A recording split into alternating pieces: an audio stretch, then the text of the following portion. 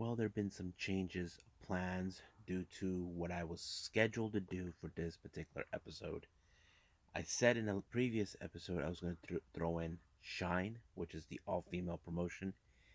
I was unable to do that due to some reasons that the link Pro Watch Pro Wrestling did not display it. I mean, I can still get it at Fight TV, but I don't have the luxury at this point. But however, we will continue to review what happened on the latest ChocoPro event, which was a one match only, which they haven't done in quite some time. Also, we got day two of the G1 Climax 31 with the B block matches only. And also, to replace what happened with Shine, I decided to review two past events, but one by Tokyo Yoshi Pro and the other World Women Pro Wrestling Diana, which I haven't done in who knows how long. But right now, let's get this show started with another episode of Deleted Wrestle Zone.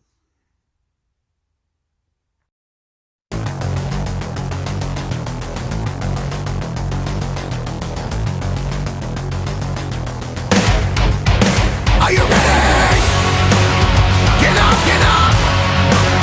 Get up, get up! Get up, get up! Get up, get up! Get up, get up! Get up, get up!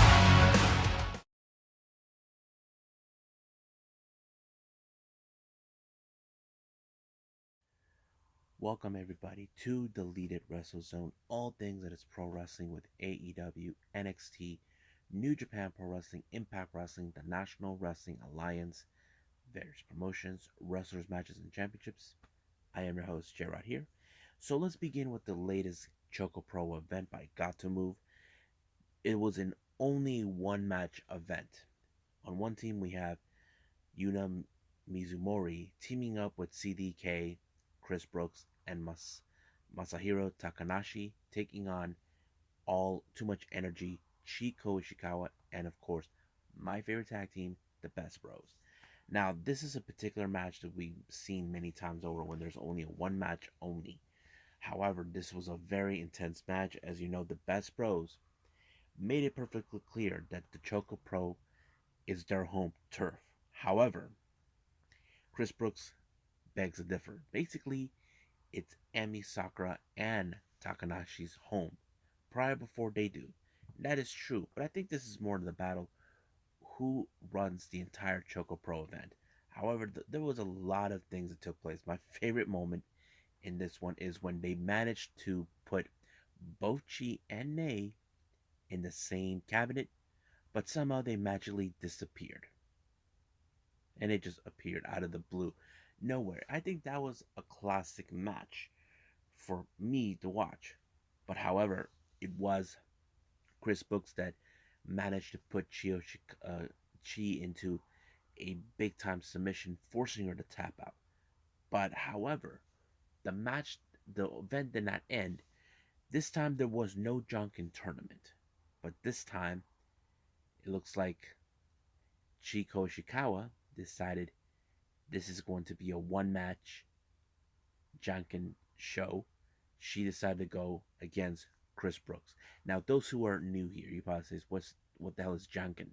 Janken is their version of rock paper scissors. So they're like, whoop, and they're like, da da da da. So it's the same thing, rock paper scissors. Um, so basically, I was a bit nervous because in the back of my mind, I thought Chris Brooks was gonna win this. Now, however, She may have won the Jonkin match, but it was Yuna Mizumori and CDK to win the match. So basically, almost everybody won in their own way. But this feud is far, far from over. But there will be more Choco Pro to review, and this one is 157, which right now I just reviewed 156. So let's move on right now to New Japan.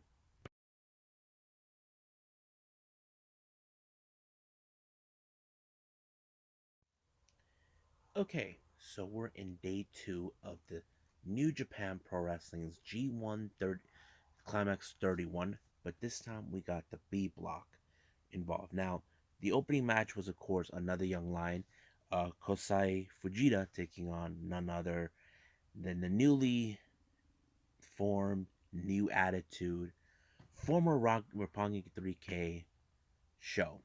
Yes, once again, he decided this display of disrespect to the young lions, treating them badly. Basically, trying to prove a point, and that's exactly what he was doing ever since he joined the House of Torture, siding with evil, and of course being part of Bullet Club. Um, there will be some factors I will talk about this at a discussion, and this is not the right time, but we'll figure that out. Now, the next five matches are the G1 um, matches for the B block. First match, we got none other than Evil taking on Yoshihashi. Now, this was a very interesting match because A, Yoshihashi has shown a lot of improvement last year. Ever since he was part of the G1 as well, he showed improvement, even though he was not in the winning position. Evil, he is the kind of guy we all expect he could win the entire tournament. However, because he has his insurance policy, Dick Togo being there. So that's pretty much one of the things that plays out. And of course, Dick Togo's interference did cost Yoshihashi to win his first match. Now, the next match, this was a very interesting one. We got another Bullet Club member, Chase Owens, for the first time being in the G1, actually gets involved with Jeff Cobb. You'll be like, what? Yep. And it did not end well for Chase Owens. He ended up in the Tours Island, and this is far from over. Now, like I said, this is Chase Owens' official G1 matches. Now, he has been around the G1s before. What was it? 2018. He was involved as Kenny's tag team partner during that time, but this time now we're seeing he's getting involved in this one. But however, Jeff Copper won this match. Next match, we got these two guys who are familiarized with each other many times over. Tama Tonga of Bullet Club and the GOD taking on LIJ's Sonata. I have to say, this was a very good match. Sonata even had to be careful with, Master Heater. I'm talking about Yato. So basically, there's that. But it was Sonata that was able to put him Tama out when he applied the skull end, and that he remained and got his first 2 points. And if you guys want to know, my friend Nico, who used to be the co-host with me in this particular channel, he said that he will always vote for Sonata, and I don't blame him. Our next match, we have Hiroki Goto taking on Taichi. And Taichi wasn't alone. He brought Miho Abe, his little lucky charm. And of course, it was a good match. It did show a lot of more character with Taichi. Now, if you guys know his history, he was in the beginning a junior heavyweight contender, and then later he made the jump to heavyweight. There was this one year he was angry that he never got involved in the G1. They had a bump off, of course, none other than Minoru Suzuki. Just to keep in mind, Minoru Suzuki is not in this tournament due to the fact that he is here in the States doing some shows, going on tour here. But it was Taichi who, in fact, won the match. Do I think it's Miho Abe who was his lucky charm? Maybe. But I have to say he has shown a lot of improvement in previous times in the G1. My favorite one that I ever enjoy watching him is when he got his ass beat by none other than John Moxley for pissing him off. So that's how I see it. But Taichi won this match. Now our main event for this one, for the G1, we have Kaguchika Okada once again facing off his rival slash ally Hiroshi Tanahashi. Now these guys have been in battles before, but this time this is the Okada that we all wanted to hear. This is the Okada we know he's dominant, that he is does whatever it takes to win, and I think that's the best part of Okada that we wanted to see in a long time. And he hasn't been that Okada ever since losing the IWGP Heavyweight title to Kenny Omega back in 2018. but I'm glad that that happened. So here's who they have 2 points. We got Evil, Jeff Cobb, Sanada, Taichi, and Okada. They all have 2 points, but we'll see what's gonna happen. It's too early to tell what's gonna take place, but there'll be more G1 Climax for all of you. But right now, let's move on with Tokyo Yoshi Pro Wrestling.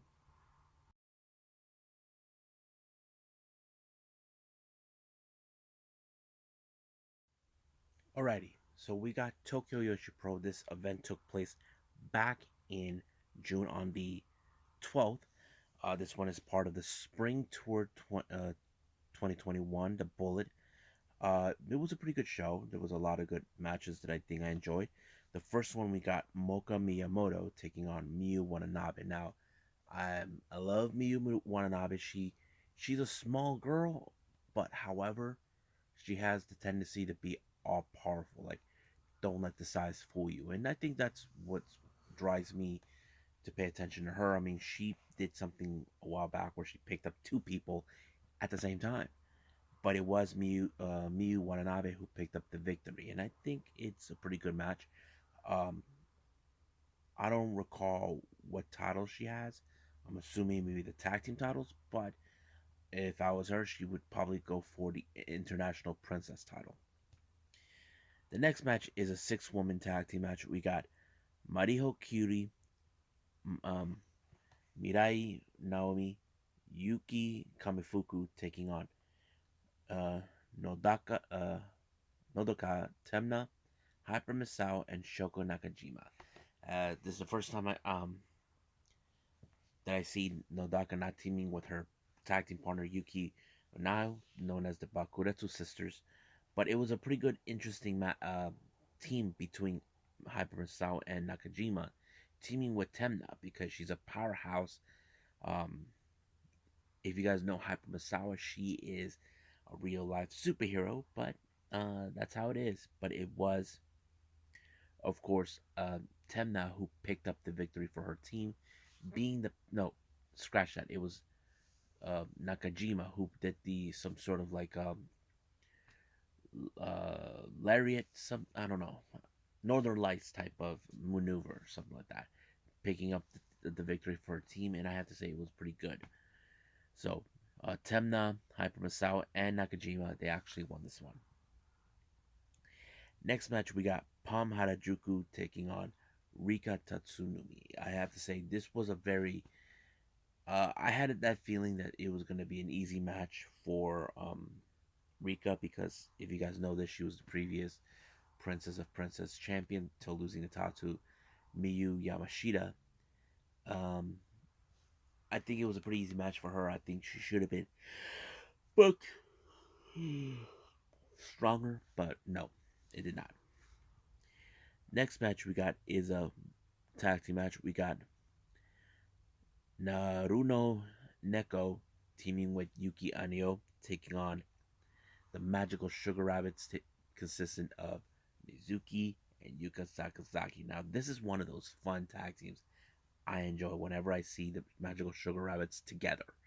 You know, you got the Magical Girl and you got the Mizuki calling themselves the Magical Sugar Rabbits, but it was their teamwork and synchronization that helped them win this match. But when they actually pin Yuki Aino, and I thought it was good. I enjoyed this particular match. The next match is another tag team. We got Suzumi teaming up with Marika Kobashi taking on Arisu Endo, and of course the International Princess Champion Ikari Noah. It was a really interesting match. Now, to me, I would have assumed by watching this that it will be Ikari Noah, who will pick up the victory since she is a champion. But no, but at this time, it showed a lot of difference. I have noticed now that Marika Kobashi has now adapted more. She has learned a little. She's like on a learning curve. She's only like in her 20. She's like 20 years old, and I think it is showing her a little bit of improvement. Even though this event was like what 2 months, 2 3 months ago, but yeah, uh, but yeah. So this is pretty good, impressive victory. Now, our main event is, of course, Raku teaming up with Nao Kikuta, taking on Maki Ito and Miyu Yamashita. This is one of those matches that at first I thought Raku was going to go underneath the ring or hide because that's what she does. But the one thing that's funny is that they were able to put a magical spell onto Maki Ito to fall asleep. But this time it kind of almost backfired on them. But it was, of course, um, Yamashita that picked up the victory for her team. But however, there is a chance that both Maki Ito and Yamashita will face off. I don't know when will that be. I hope it's soon, even though I'm a little behind on this one. But this is going to be an interesting feud between these guys. They've been back and forth before, but however, what is part two or part whatever is going to look like?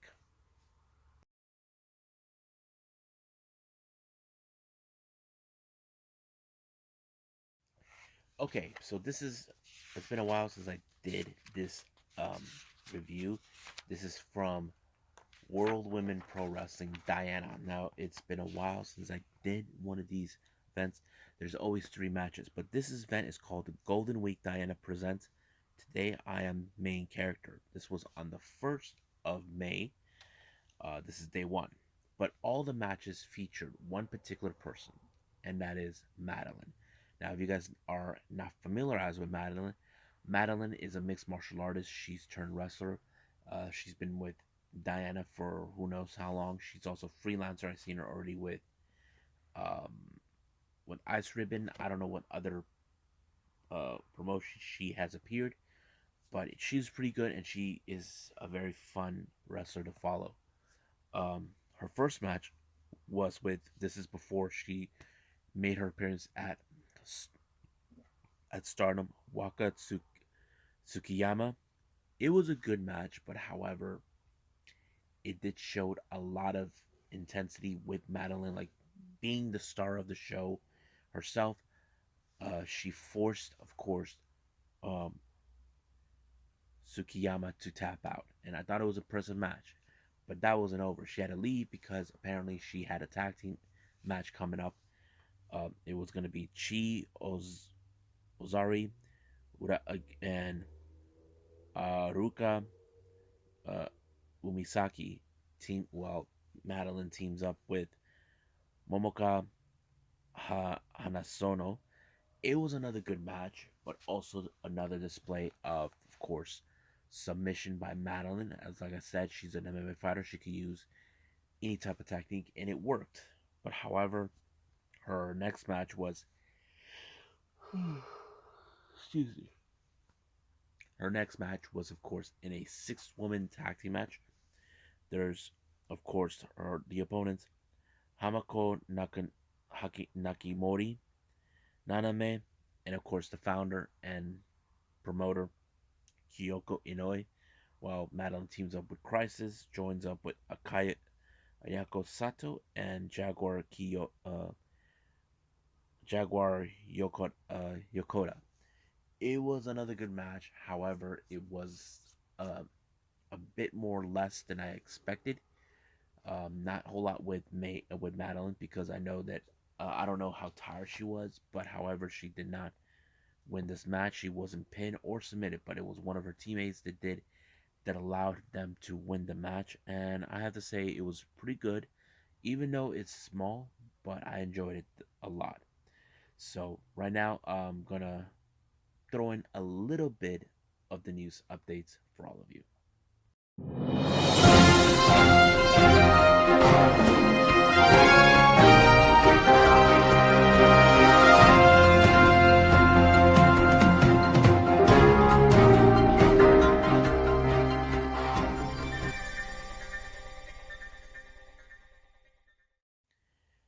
Okay, so I only got two news updates for all of you. This one is coming from RevPro. It appears that the United Empire is now expanding. They just added two new members, and that is none other than Kyle Fletcher and Mark Davis Aussie Open. Now, this was a very interesting move coming from Will Ospreay. Now, are we going to see Aussie Open maybe one day appear at World Tag League? To be honest with you, I hope so because I'm not sure if Aussie Open is really a junior heavyweight contenders. I know a fan has spoken to on Twitter or on Instagram to Osprey asking him, are there any junior heavyweight contenders? Now, I'm not sure if Aussie Open is amongst those junior heavyweight contenders that he would like to have. Because if you guys know this in factions in New Japan, there's always many heavyweight contenders, and then there's of course the junior heavyweight contenders. I don't know what Aussie Open is, and this is going to be an interesting thing to watch now that they're expanding. Now, the last news update, this was good news. Now, I mentioned this before. Way behind. I'm a bit behind with the Stardom shows that I have to catch up with. Today, it was just revealed on Twitter. Lady C, who has been not able to pick up a victory throughout the entire time since she debuted in Stardom, has finally win her first pinfall. She win her first match finally, and it was against Tsukiyama. I had to say it was pretty good, but the real question now remains: which faction is going to take her? Now, to me, I feel is going to be DDM. I mean, she feels like a right fit, but I do know that of course she has tagged with members from Stars. She tagged with members from Cosmic Angels, but it all depends on which faction will take her. I know for a fact there's no way Odell Ty would get her, but we'll see what happens then. Well, I hope you guys enjoyed this episode, me reviewing four incredible events. One from ChocoPro, New Japan G1, and of course two past events from Tokyo Yoshi Pro and uh, Diana as well. Coming up, we got more ChocoPro coming up, and of course we got the AEW Dark Elevation, and I'm going to review two past events, one by RevPro and the other finally Ice Ribbon. But for now, I'll see you guys in the next DWZ time. Same DWZ channel. I must bid all of you adieu. So goodbye. And have a nice day. Bang.